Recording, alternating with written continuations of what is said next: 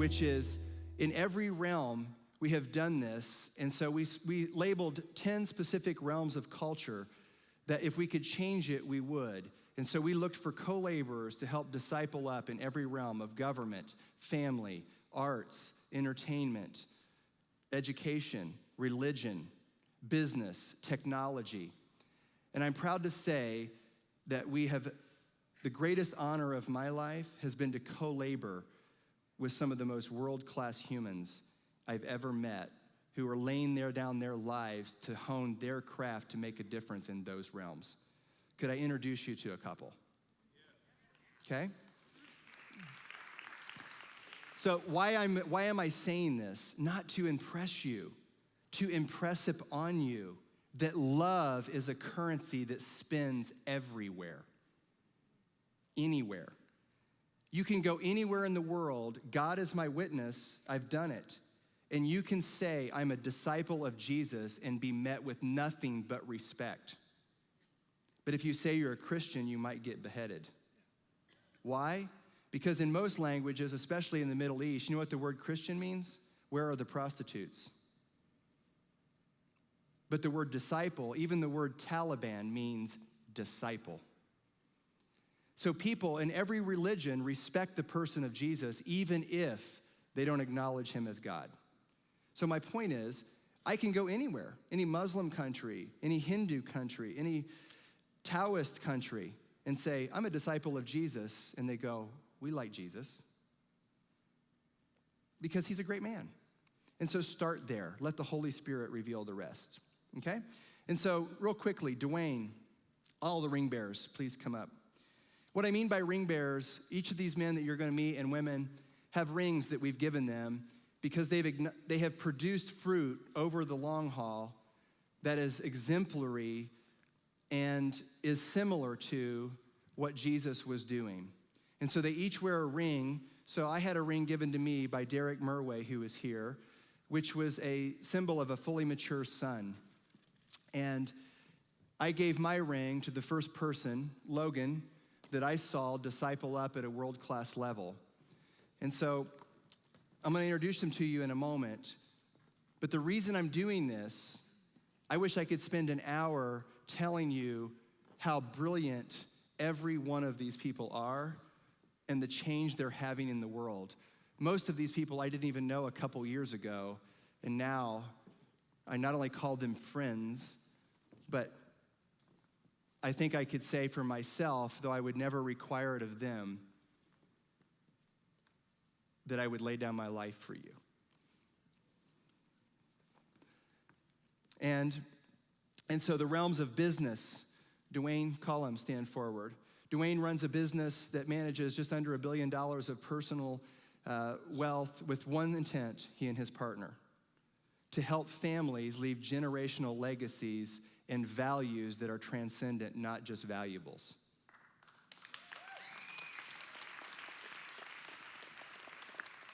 Matt Rogers, I should have a video here with Matt Rogers. Could you play that for me? It's in the Prezi video, Matt Rogers. Matt Rogers, in the realm of family, you guys might know him as the host of Home and Family.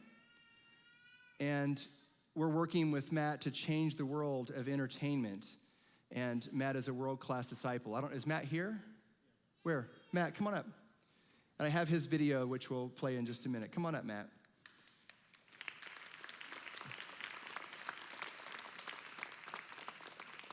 Arts and entertainment with music. Mary Becker, can you step forward? Mary Becker and her family own a studio in LA called Bernie Becker Studios, which, among others, I could list a long list, have been producing, for example, Neil Diamond for 25 years, which we had the honor to take all of our ring bearers to the Neil Diamond show recently. One of my favorite moments was teenagers walking into a Neil Diamond shirt was going, Neil blank Diamond. And it's like, how is it that Neil Diamond at, how old? 72. At 72, this last year was still the highest grossing tour on planet Earth.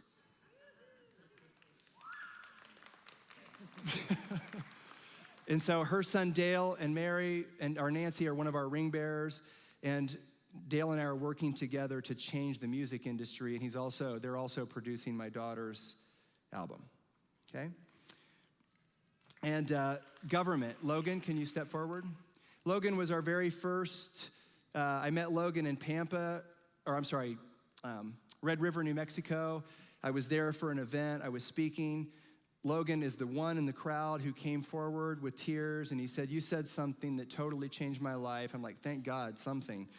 And he said, "When you said Jesus only did what he saw his Father do, and our children were too, it broke me." And I just asked the question, what are my kids seeing day to day that they want to emulate? And so if Jesus only did what his Father did, so will our children. And so Logan joined on and has become all in, has been through every intensive, level 1, 2, 3, 4, as everyone here has, and has not only learned, but has implemented everything. And as I like to say from a video clip from Ted, the only thing that transforms a lone nut like me into a leader is the first follower. And so Logan, I will forever be grateful. And to show you what I mean by friendship and love, I'm going to illustrate in a minute. When Logan learned, I'm going to put him on the spot and embarrass him. But he's no different than everyone on this stage, and this is one of 40 or 50 or 150 I could give you. But Logan, when he learned that Michelle, your daughter, was struggling, and we ended up in the hospital, and her obstruction had increased, and her ureters had closed, and her kidneys wouldn't work. Logan drove 6 hours overnight from Pampa. I didn't know this for a year later. Went to the hospital and told the doctors, "Take mine. Give them to her." There is no greater love than to lay down your life for a friend. And so Michelle and I am jealous that we get to do life with such a world-class group of friends. And so arts and entertainment, government, Logan just left 20 years in law enforcement to go into lawmaking, and he's now our full-time representative in D.C. And his wife, Josie, together, I'm sorry I didn't see you stand there, together, she's writing a children's book, and they are now working. They had a vision to work with a couple different countries, which we were able to connect them with. And literally, we're working now with a couple leaders of countries rewriting their constitution around the definition of agape love. Thank you. Defense, Jack Nevels. Religion, Deborah. Education, technology, Philip, Katie. Family, health and fitness, Janet, or we like to call her Xena, the warrior. Yeah, I could show you some pictures of her weightlifting career. You would be amazed. And so, sports, we're working with the world's most prolific sports agency who just wants to make world-class disciples as athletes. Awesome. Law, hospitality, fashion. And so with every one of these people, I said, listen, what is the 500-year mission? Publish, make disciples, co-labor, not with me with them. And so each of us are co-publishing a book. In technology, reprogram. In family, re-engage. In government, represent. You see the trend? Because each of them are going to publish greater works, make disciples of their realm, and bring about love's ideal. Because you can't do this alone, guys. Together, we're better. Okay? And so, guys, I just want to tell you, we met in D.C., and I'll end with this. We met at the Lincoln Memorial recently. We were the guest. Is Stan here? Can you come up, sir? As Chuck was the person who handed the baton to me, Stan, who many of the organizations, come on around, that have been referenced here today, Young Life, other organizations like Prison Fellowship, other organizations like, help me. No, that's not true. And anyway, Stan and his wife, Debbie, were originally, they're part of the groups who founded these organizations. And for 30 years, he's been leaving here and wherever they lived at the time, and he spends 3 days a week. Well, I've only been doing that for 16 years. Okay, that part for 16 years.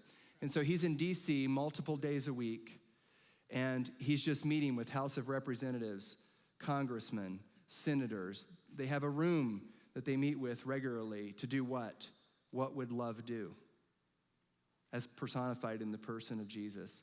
And so they're working tirelessly.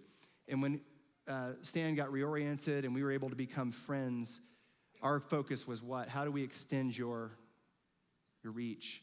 And so I'm thankful that we have our first crop of now Stan has agreed to mentor Logan in this work. And so we were able to present Stan with a golden baton and Logan with a silver one that they're handing. And so we were able to take our entire team, if I can go to Prezi, to DC, and this was us meeting with leaders.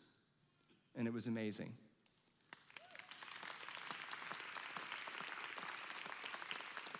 And so, guys, I know a couple of you wanted to share something briefly. You can grab a mic and do so. But I just want you to know that Michelle loved you. I love you.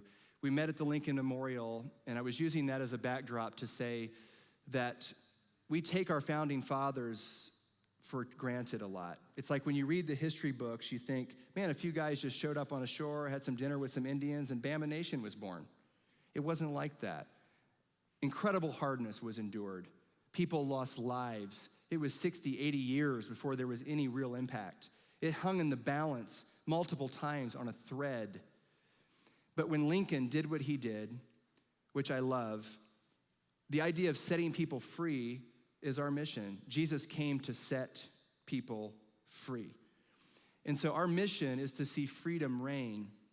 And we were all DC, went to the memorial, and I said, we're all in on the 500-year plan, but I want you to know my biggest fear is that I would be a Judas, meaning that at your finest hour, your most difficult moment, I wouldn't be there. I couldn't stay awake. I was too distracted. And I want you to know, though I would never require it of you, that I want to be able to lay my life down for you. Just in the same way I laid it down for Michelle. Because I know of no greater love than to lay your life down for a friend, not just a mission. And so in the end, for us, if 500 years goes by and we have the impact, great, but it would be worth nothing if I lost all my friends along the way. Because this is what matters. And so I would never require them to do that for me, but I want you to each know I would do it for you. But I can't do that with 1,000 people, or I wouldn't be alive. And so, though I hope they never require it of me, I hope you know I would do it and have demonstrated that. So I love you guys. Can you applaud them, please? Go ahead.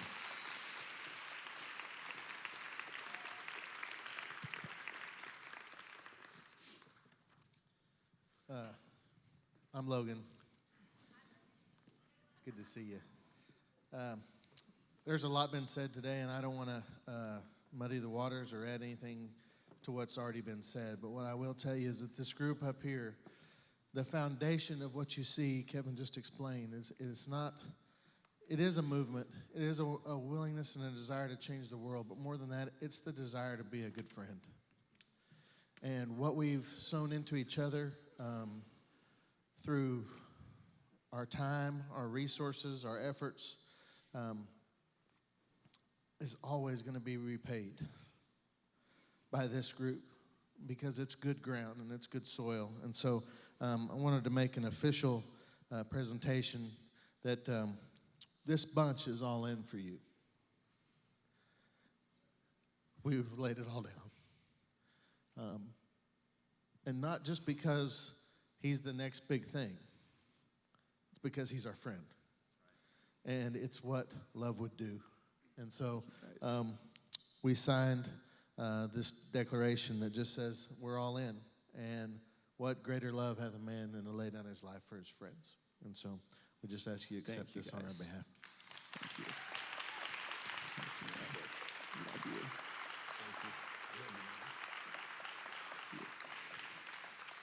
Thank you, guys. One of the most meaningful gifts I've ever received. We read the Declaration of Independence. We have our children read it every year because my favorite is the line at the end. I pledge my family, my fortune, my sacred honor. And everybody was all in. I love John Hancock's, I'm in. And as soon as the bullets start flying, who's the first one out? Yeah, that's how it is sometimes. But the problem is with going all in, it's risky, guys. Because if I go all in and they didn't mean it, what happens? I die for nothing. And so pick your friends carefully. But when you find one, it's the pearl of great price. Go all in. Well, as Elaine alluded to earlier, I too thought that Michelle was my best friend. And I'm sure that all of you felt that way. She had a special way of making everyone feel special. And when I first met Kevin and Michelle, I said the very thing that he said earlier. I want that. I want to live like that. I want to do the greater things that God has called me to do. And they were the first world-class disciple example that I had in my mind of they are actually doing it. And as I got to know Michelle and she started investing in me, one thing that really touched me is she would be in level 9, 10 pain. And we were trying to massage it out. And she would, in the middle of it, ask me, so what's God saying to you? What's he showing you?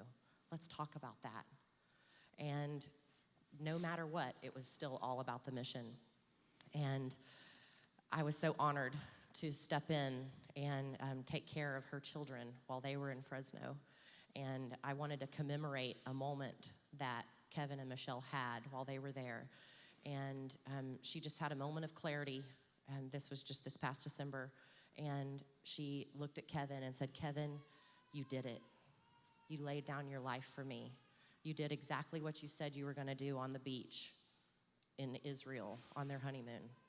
And you laid aside every personal goal, and you did it. And he was so touched by that, by her gratitude and her gratefulness for all that he had done, all the lengths that he had gone to, no stone left unturned, spent every dollar, would have spent every dollar had it meant her complete healing and restoration. So as his birthday started coming around the calendar, I just asked the Holy Spirit, what would Michelle give him?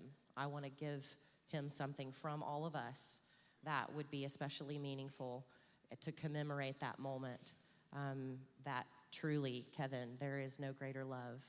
You laid down your life for Michelle. You did it. And so basically what the Holy Spirit gave me is a paper mache piece of art, and I am no artist, thanks to Scott and Brooke Saylor to actually make this a present tense reality. We took the book of Acts out of Kevin's favorite Bible, and we paper mache'd it onto this canvas, and we embedded those 6 verses that he just shared with you on the mission inside this painting. And we presented it to him on his birthday, but I just wanted to commemorate this Thank you. today and officially represent this to you. Thank you. That you did it. And in turn, Michelle laid her life down for you. Thank you, guys. I love Thank you. Love you too. Thank you. Thank you.